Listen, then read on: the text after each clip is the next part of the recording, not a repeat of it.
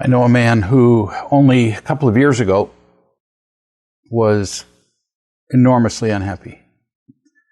Unhappy individually, unhappy in his marriage, flippant, sarcastic, happy in no way, really. And then he learned about real love and gradually, bit by bit, began to eliminate his anger. In fact, made amazing strides at eliminating his anger, for just to pick one characteristic that was holding him back. And he continued to grow, but eventually he hit what he describes himself as a kind of ceiling, where he was happier certainly than he'd ever been, but he wasn't getting happier. It just stopped. The slope of the line went up, and then he just plateaued, and he wasn't growing. So he came over, and I met with him for a couple of days, and I did pretty much nothing but hold him for 2 days. What he was missing was the feeling of being loved. He was practicing many of the principles, but he just wasn't feeling it. Sort of parenthetically, a second thing was that he was a very proud atheist, and he went from being an atheist to having intellectual discussions, at least, about what he used to refer to as not God. In other words, the theoretical possibility there could be one. To the other day when I talked to him on the phone or by Skype, he started off the conversation with, "I feel at one with God." Now, it turns out God's not the important part of that particular sentence, although certainly don't mean to diminish God's importance. What mattered was that he was happy. He just beamed. Never seen him close to that happy. It resulted from 2 years of faith and persistence and learning and not being satisfied with just staying where he was. He's a great model for the rest of us, great example to follow. He just kept going from one thing to another, till he got the feeling. And now he shares it with others and is just a great living example of what real love can do to transform a life. Couldn't resist telling the story.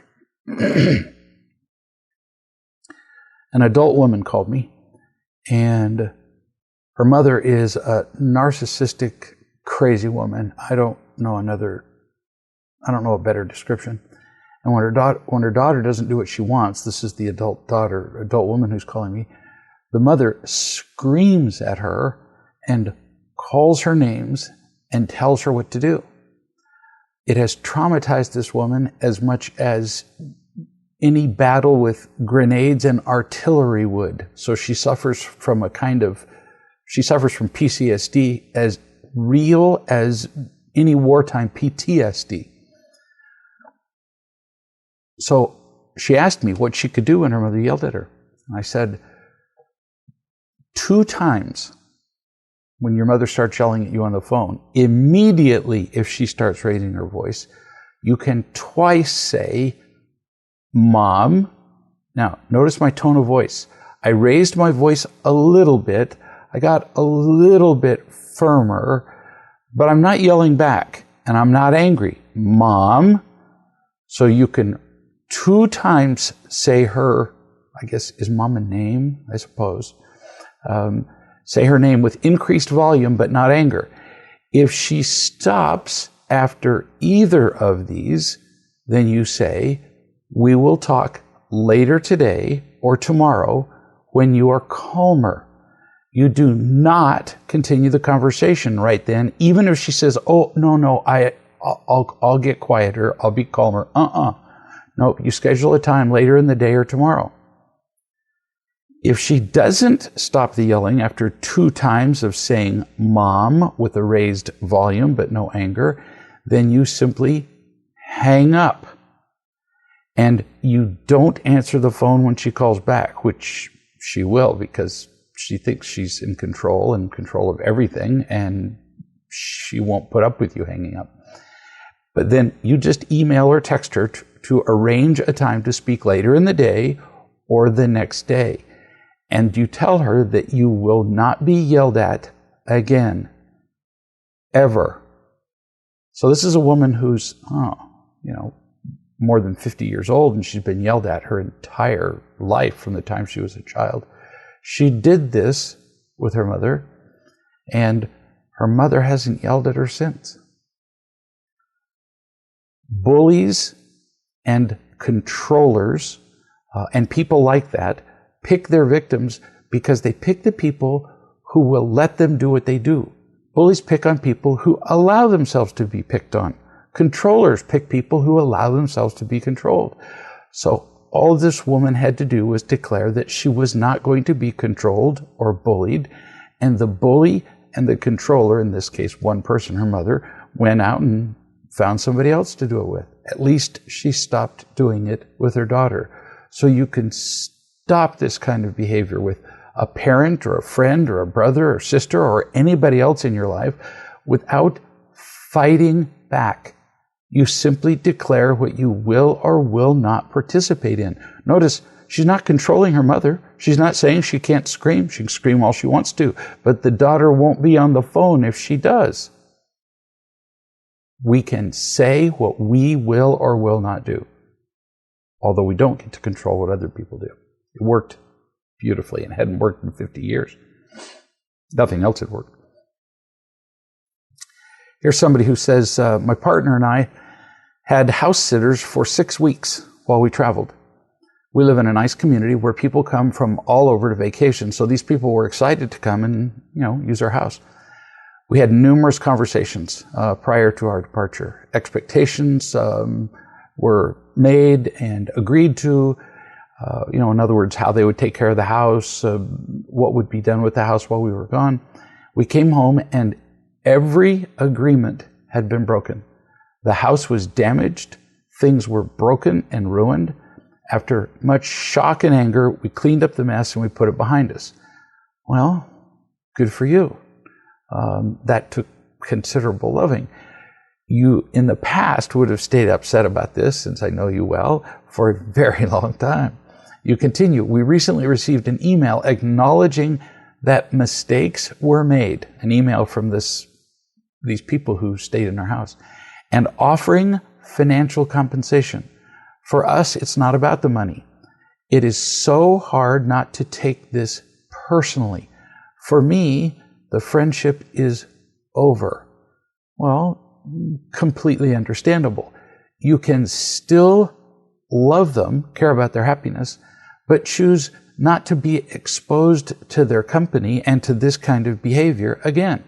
They've proven themselves to be unreliable, inconsiderate, and even destructive. So you can love them and choose not to be their friends. Loving somebody and being friends with them, spending time with people, are two different things entirely. What you have to watch out for is not being angry at them.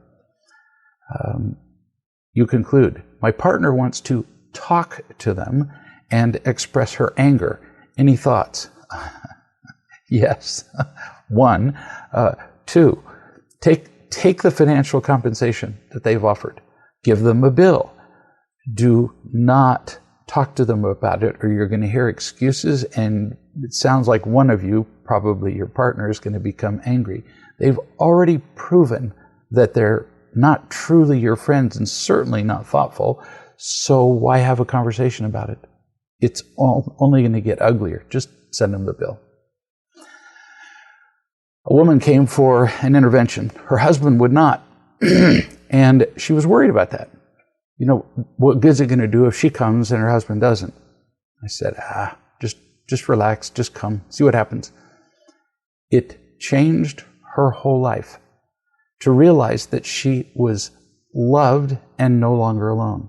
She became happier, she became more peaceful. She kept wondering when to talk to her husband.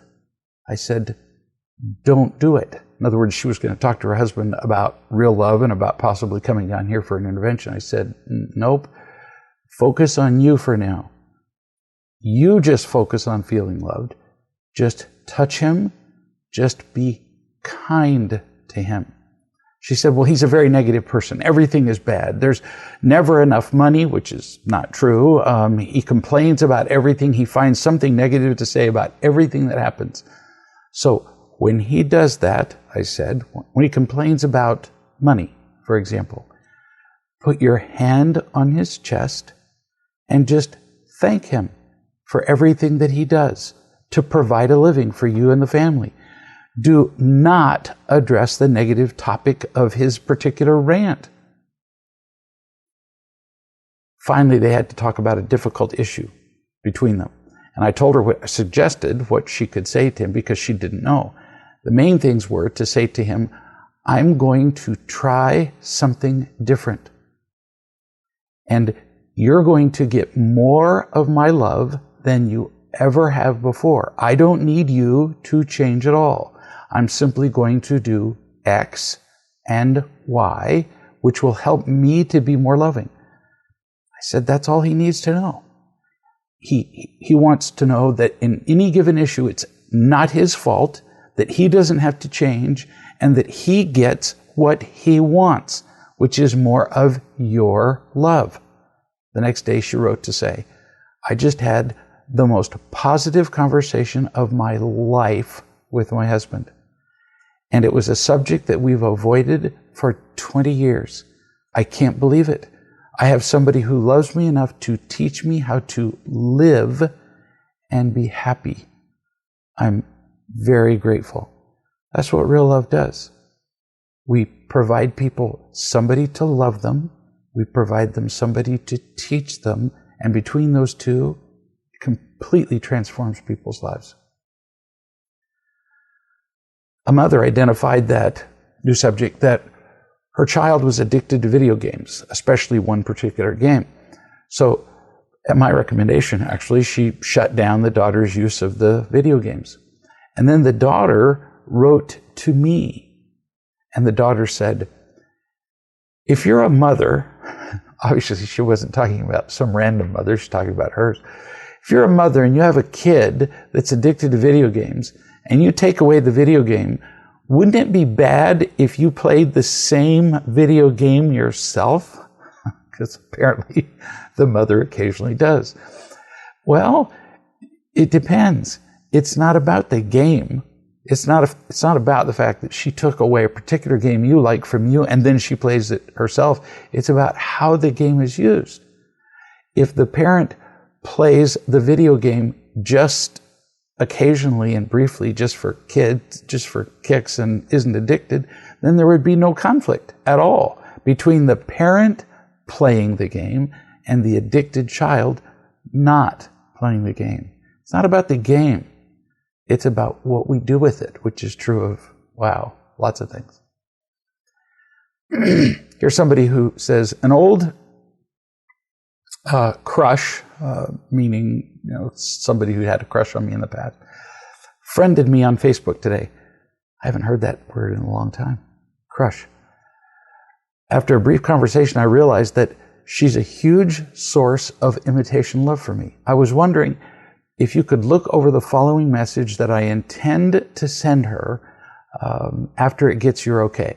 Thanks. And then he signs his name. Curiously, he used the word crush, and he's half my age, about. Maybe that word's coming back into vogue.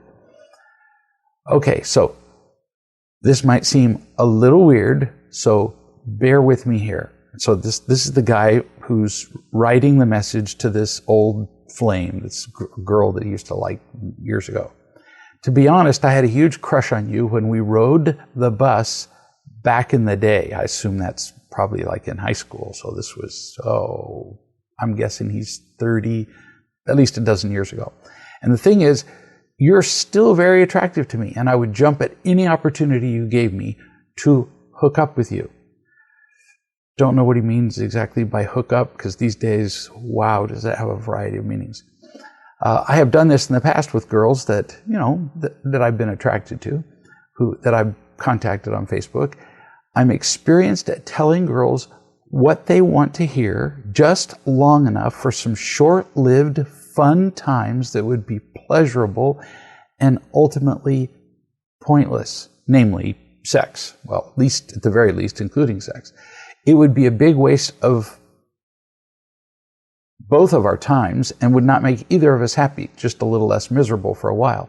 I've spent so much of my life convinced that I couldn't have what I wanted in terms of a good and healthy relationship, that I was willing to settle for anything that made me feel better than being alone, even if it didn't make me happy, even if it didn't last. That it all just boiled down to a distraction that prevented me from working toward being happier and being in the sort of relationship I truly want. So here's what I've decided. He's still writing this letter to her. So long as having you be a part of my life doesn't distract me from being happy, meaning doesn't lead to sex or sexual things or taking on aspects of a dating couple without us actually dating, that sort of thing, I'm willing to remain in contact with you. But if these sorts of things do start happening, sexual things, sexual attraction, for my own interests, I'm going to have to not contact you anymore. I'm not willing to be distracted from my own happiness any more than I already am, because I'm still pretty bad about that as it is. If you would like to know what a healthy relationship looks like to me, feel free to ask. If this seems like it's just, not what you're interested in and you'd rather not continue contact with me, then that's perfectly all right.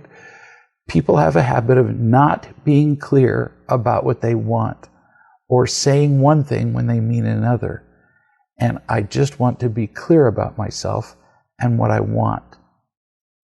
Now, that's amazingly honest. I mean, wow, to say to somebody that you haven't contacted in a dozen years. But it's a little too complicated. It kind of goes on and on and on and sounds like you're, negotiating a corporate merger. And it looks way too far into the future. I mean, you're just looking way too far down the road. So you can send this. It's certainly honest. It's certainly better than the lies most people exchange. But I just make it simpler and say something like this. It doesn't have to be this, but easier. I really had a crush on you back in the day, but now I've learned that superficial relationships just don't work. I'm learning what it means to really care about people. And if you'd like to explore what that would look like, let me know. See how much shorter that is? And it makes you sound a lot less stiff, much more approachable. Then, if she contacts you, you can begin to give her little bits of information. You could suggest that she reads Real Love and Dating, whatever, don't care. But deal with the future when it comes, rather than trying to control it all now, which is what your message sounds like. Much simpler. Keep it simple with people. People tend to learn in sound bites. Here's somebody who wrote and said, I think that one lesson from this retreat, this is somebody who had apparently been here recently for a weekend retreat, from this retreat was that loving other people is effortless. The effort is in making sure that I feel loved enough myself. Loving other people is just kind of what happens when I feel loved enough myself and when I'm being myself. And yeah, that's mostly true. Most of the effort is in making sure that we don't screw things up, that we don't put too many things in the way of feeling loved. Once we fill up with love, it just sort of pours out. You continue. I saw it several times during the retreat. It didn't require any thinking, any trying, any work. I would just be myself and enjoy myself, and people would naturally feel loved by my being myself. Who would have thought? It really kind of blows my mind.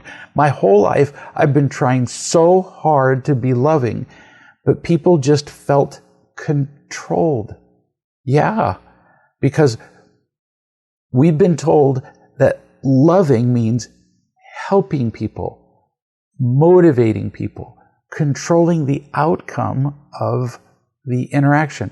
And that's not loving. So now, you conclude, I will focus on feeling more loved myself, receiving more, trusting more. I think that the natural consequence of that is that I just will be more loving. I think you're right. I think that will be the natural outcome. The other day, my husband asked me to drive to the restaurant, so I did. And at one point, he really got annoyed by what I was doing. He said, I really don't feel comfortable with how you did that when she was driving. Again, instead of defending myself or reminding him that he had asked me to drive, which would have been another way of defending myself, I just stayed quiet and said, okay. And then I cheerfully went back to our conversation. And it was over. We would have argued for hours about that in the past. This took us 30 seconds. It's really nice not to fuss about things that don't matter. Nice work. I know a woman who does real love very well. New subject. She does it very well with her husband, with her child, but periodically, who knows, phase of the moon, meteor showers, whatever.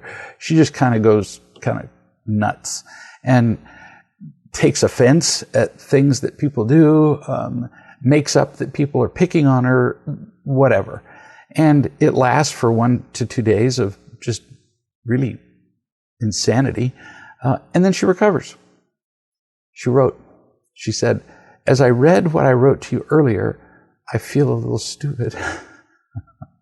Understandable, since what you wrote sounded a little stupid to me too. Deep down, I know you love me. I know it for sure, but sometimes I just make these little tantrums up. I don't know, to make a point maybe, or to test you or something. Nah, you're not testing me. You're not that complicated. It's not a test. It's just you being whatever, tired, provoked by some past wound, PTSD, whatever, but mostly stuff from the past. You continue, I was annoyed that you said that my parents were Olympic level controllers, something that apparently I'd said in the recent past. And I felt bad because I didn't mean to make them look bad. Well, honey, you didn't. I didn't go by what you said. It's just obvious from listening to you on occasion how you were treated, how you were trained, how you were raised. It's all over your face that you were raised by Olympic level controllers. She continues, you're right. I could really only have learned this stuff from them. I'm not making this stuff up on my own. No, exactly. You continue. I think the weird feeling is stopping already. I can feel that I'm doing things because I want to, not because I'm supposed to, as my parents taught me as controllers. I just hate it when I do the have to thing. What I really enjoy is just being able to do what I want. Trying to do everything I'm supposed to do is oppressive. It's a burden. It's a drag. I can't please everybody. Bless your heart. I hope everybody who's a people pleaser is listening to this, because you can't. You continue. I'm feeling a bit better. This was after one of her crazy episodes. We had a really nice morning, actually. I was just careful not to push myself to do anything. I didn't want to, because I felt so emotionally raw from being nuts. Yeah, you were sore emotionally speaking. And you continue. I was as kind as I could be to both my husband and my son. My husband built this shelf that we had bought for our living room, and my son ran back and forth between him and me in the kitchen. And my little son just seemed so happy running back and forth. My husband would show him what he was doing, what he was building, and what tools he'd use, and he would explain things to our son, and they were both just having a great time. And my little son was just so happy to help with every little thing. For breakfast, I'd given him these little pieces of toast with jam. And he said, I want more bread. A lot of bread. 1, 2, this is a little kid who's 2 years old. 1, 2, 3, 4, 5, 6, 7 bread. He was just overall such a joy to be around. When the bookshelf was over, he was very impressed and he kept saying, wow. Now, this is the same woman who has these little moments of insanity. So we all have bad days. That doesn't mean we're bad people. That doesn't mean we have to throw out all the principles that we've learned and beat ourselves up because we have bad days. Now listen to the time that she's having now with her husband and son. She's just having the time of her life. She said her husband said to me just now that I had been so pleasant this morning and that he often forgets what a wonderful person I am. Like, wow, I mean, what a lovely thing to say on his part. What a lovely thing to hear. You are a wonderful person to be around. He said that when I dip into my hole, which is the way he refers to her crazy times, he often reacts by getting upset, like he feels abandoned. But then he just reminds himself of how great I am when I'm out of the hole, and he knows that I will be coming out eventually. That's a very cool thing for him to say, and a really smart thing for every spouse to remember. Everybody has bad moments. Everybody has bad days. Your spouse doesn't have to be perfect. You're not. So when they do have a bad day, lighten up. Ask what you can do. What can you do to be more loving and more pleasant? And eventually, the sun will rise again. Just because it goes down at night doesn't mean it's gone forever. You continue. He was very pleasant to be around himself. He would sing as he built the shelf. He would laugh when he realized that he got something wrong. He was like a different person when I was pleasant. He asked for help when he needed it. Everything was smooth.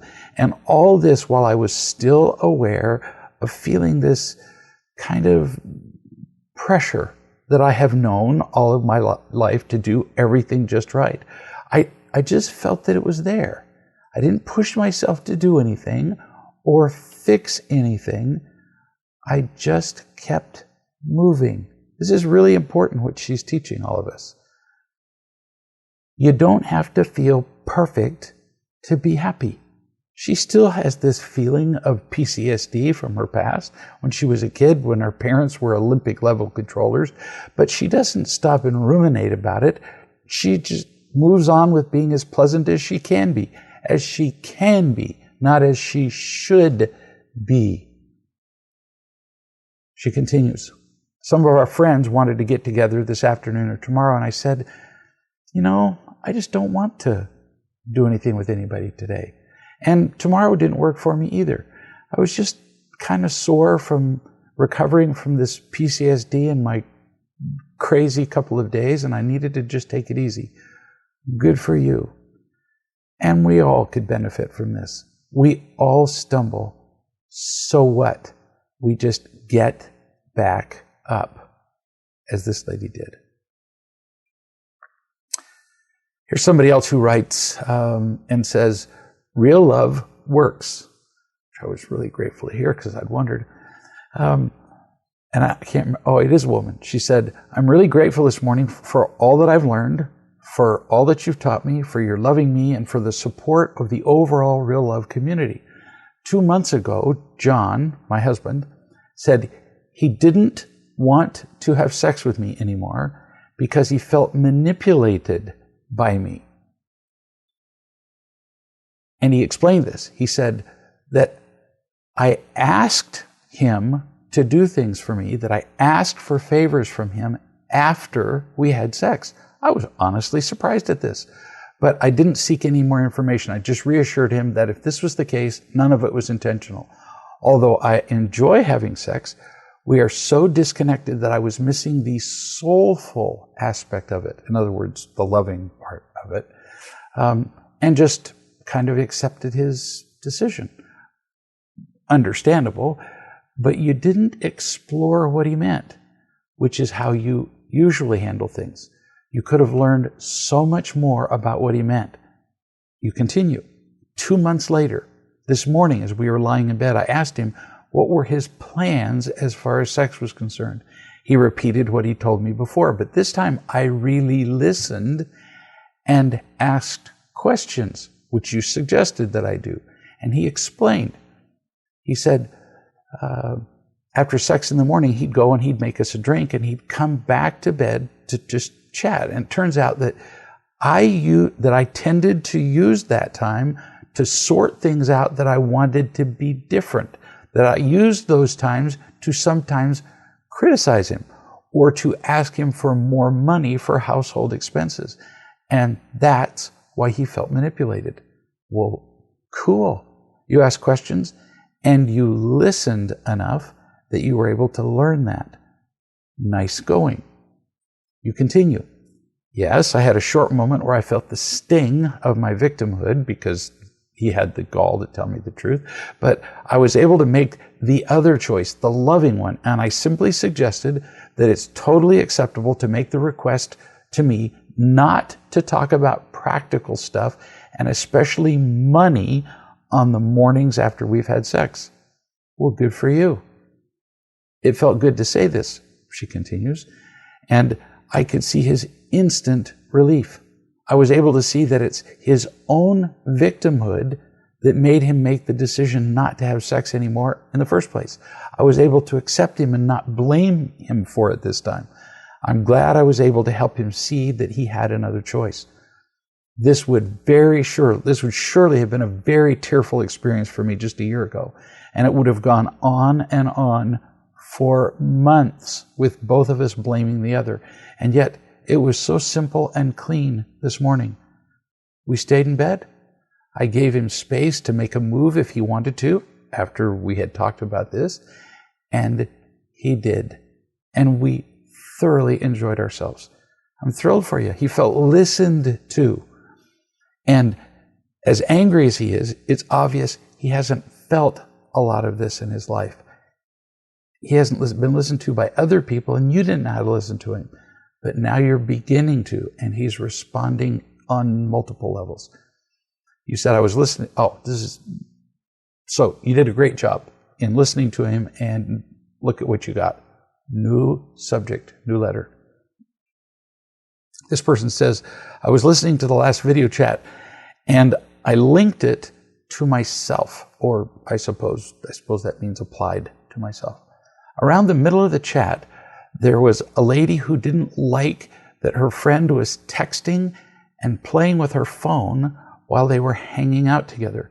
And you talked about how to handle that. Well, my grandma does something very similar to that, only she does it with her TV. By the way, this is a child writing this. We sometimes play cribbage, and sometimes she'll turn the TV on, a young child, if I remember, like 7 or 8. We play cribbage and she'll turn the TV on and watch it instead of really playing with me. And then I end up having to remind her of our game in order for her to even notice that we were playing the game in the first place. Then if there's a commercial, which I sometimes like to watch, she'll nag me about not paying attention, which is true, but she does the same thing. I don't like games that end up that way. I've tried asking her about this a couple of times, but all she'll do is say that she is paying attention, even when she's not. Listen to how observant an 8-year-old child is. So here's an 8-year-old kid, and the grandma's going, I'm paying attention. And the kid's going, and you're a liar. Kids aren't stupid. So the kid says, what could I say to her about this without arguing? Or, this is brilliant, adults wouldn't think of this, or is there a way to say anything to her without arguing? Yeah, there is a way. I can't guarantee that it will work, but there is a way. You could say something like this. Grandma, when I spend time with you, I really enjoy spending time with you. I like you. If we're playing cribbage or something else together, and you watch television, you pay less attention to me. You do, whether you realize it or not. And then I don't like it very much.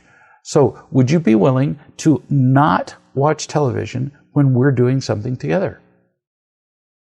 That will work most of the time. If she goes to defend herself, you go, no, we're not discussing whether you do it. You do it. Would you be willing to stop doing it? She didn't quit, this little kid. She said, I have another question, also about my grandma. She, my little sister, and I sometimes play a marble game that I can't remember the name of. When we play, my little sister gets distracted and stops playing the game. And then my grandma will start nagging, and she'll say, go, go, every single turn. And even though it's not always directed at me, it makes the game very unpleasant. It's unpleasant to be around impatient people, even if they're not impatient with you. And then she continues. And then my little sister gets frustrated almost every time we play and wants to give up on the game before it's over. And almost every time she does that, my grandma whines and gets my little sister to come back and play. So now my mom doesn't even want to play that game with us anymore. And I don't like playing it either because of the arguments.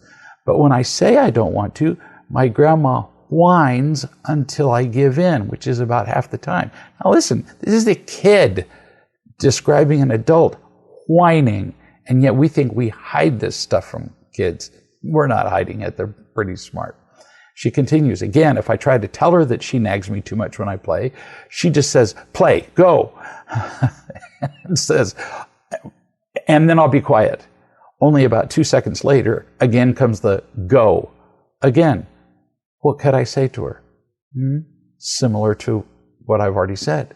Grandma, when you play X, the game that you're talking about, with me and my sister, you get impatient and you say go a lot.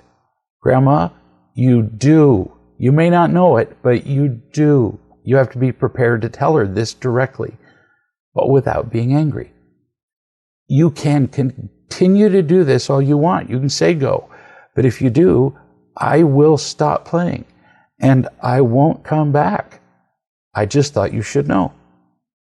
This is a good example for adults too. You can do this with anyone. Kind of as a general rule, people don't like to be told what to do. And as a general rule, we don't have a right to tell them what to do. But we do have a right to tell people that if their unloving behaviors continue, we get to tell them what we're going to do. One of the options being, we'll leave, or we'll stop participating, or we'll stop the argument, or whatever. We won't participate in what they're doing. New subject. Here's an update. This is somebody who used to have real trouble sleeping. She said, I used to have bad dreams or anxiety dreams pretty regularly. And after my intervention, they got worse. You suggested that I sleep holding a pillow. And think about when you held me in your arms. I did that for a few weeks and it helped. Since the retreat last weekend, I haven't even needed the pillow. Well, I'm a little insulted, but how lovely. You continue. My dreams aren't scary or anxiety ridden. Get this. I wake up peaceful. Oh, you may say, sure, that's to be expected, even normal. Not for me. I've been waking up feeling fear for as long as I can remember, my entire adult life and all my childhood. Either really depressed about my life, scared about the day in front of me, or just plain anxiety and fear about everything. Every day I would do my best to ignore the fear that I woke up with and just get on with my day hoping it would go away. What a horrible way to live. And for every parent who's listening, she wasn't beaten and drugged behind a truck or hanged from a tree. She was just a victim of the usual disappointment and impatience that parents do with kids every day. And yet, listen to her. Every single day she woke up anxious and afraid and struggled with it for the rest of the day. It's a terrible way to live. You continue. The only time I didn't wake up scared was when there was occasionally something special to look forward to, like, an anticipated trading with somebody, like a birthday party or whatever. Waking up feeling peaceful is pretty amazing. Yeah, it really is. It's very amazing. In fact, it's called living. It's very cool. You continue.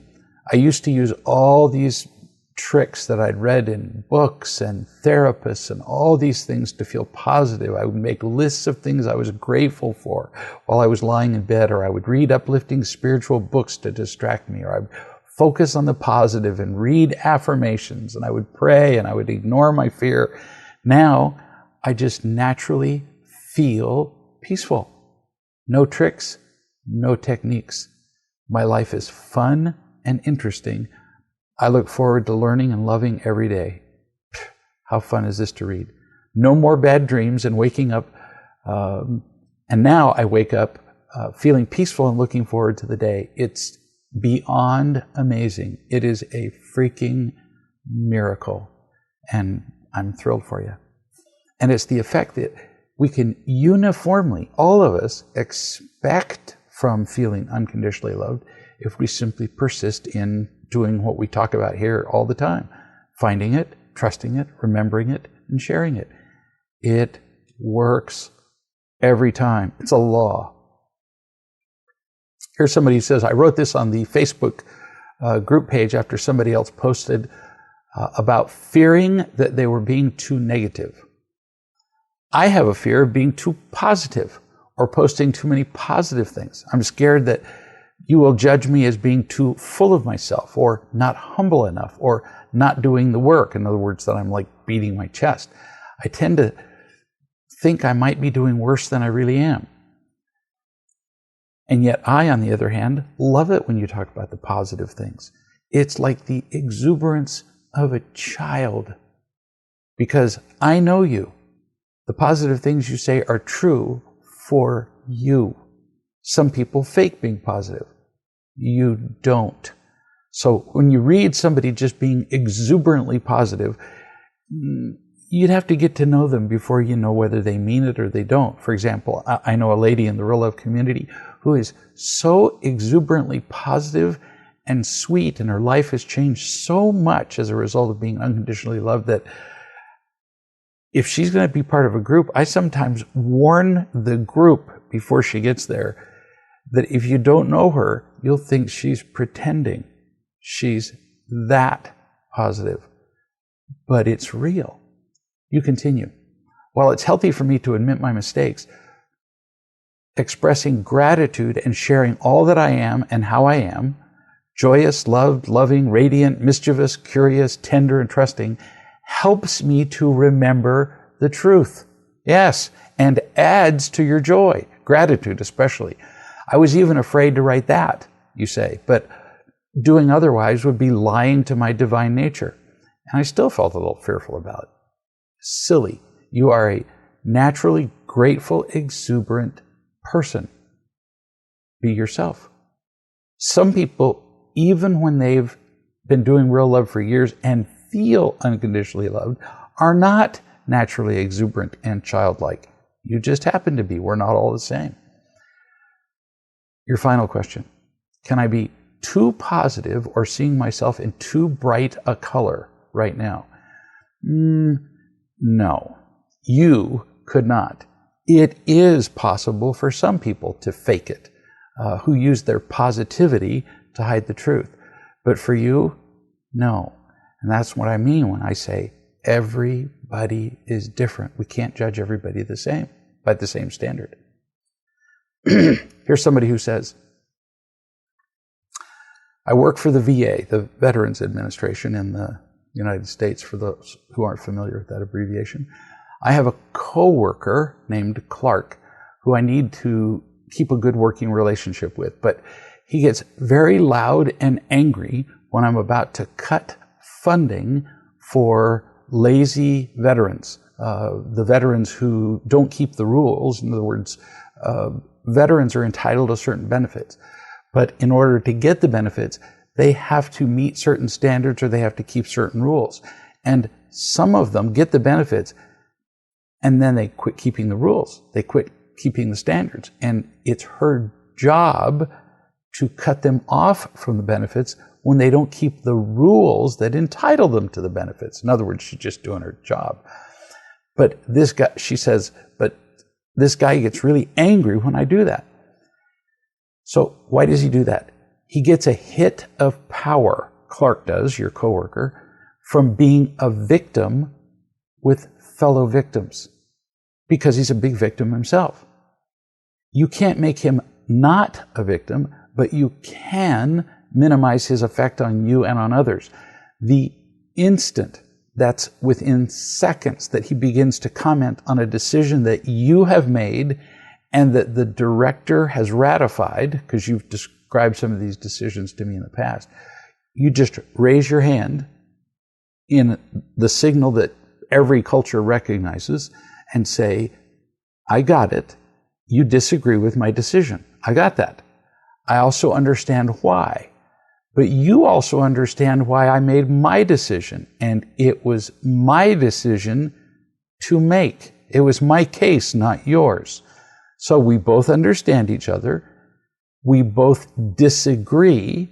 And there's no reason to go over it again, especially loudly, and especially in front of other people. Most important, it's just not your client. So I refuse to talk about this subject again. And then you walk away. And if that takes you more than 20 seconds, you're way too slow. Get it over with. You continue. Veterans tend to go to him after the clinical director and myself have taken benefits away from them because they haven't kept the rules.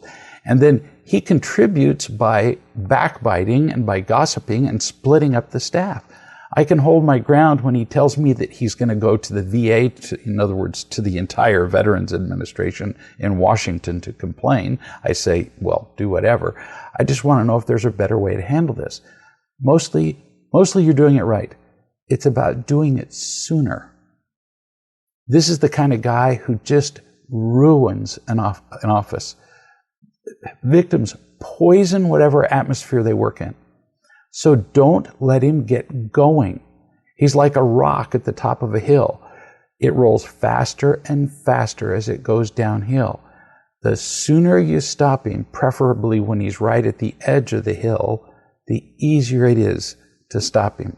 Like, memorize what I just said. You stop him in under 20 seconds and walk away. You refuse to discuss it, and then he can go talk about you all he wants. Ironically, the more victim-y victims are, the less credible they become.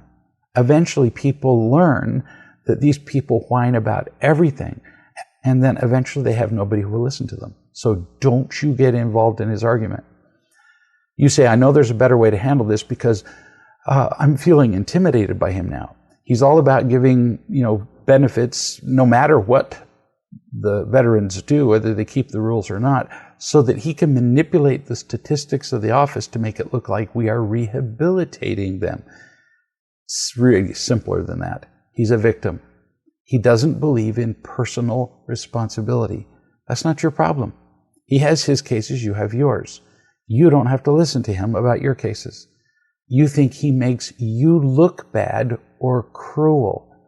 You must remember that there are people who care about you and they trust your expertise.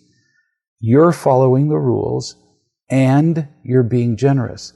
Do not let a victim define who you are. If you listen to a victim, you'll very soon begin to believe the lies that they tell. So how do we withstand the onslaughts of victims and people like this? Do what we've talked about a million times. Find all the love that you can in your life. Trust it. Remember it and share it with other people. As you do that, you'll find yourself in an infinite river of unconditional love. You'll feel healed yourself and you'll contribute to the healing of others. We'll see you again in a week.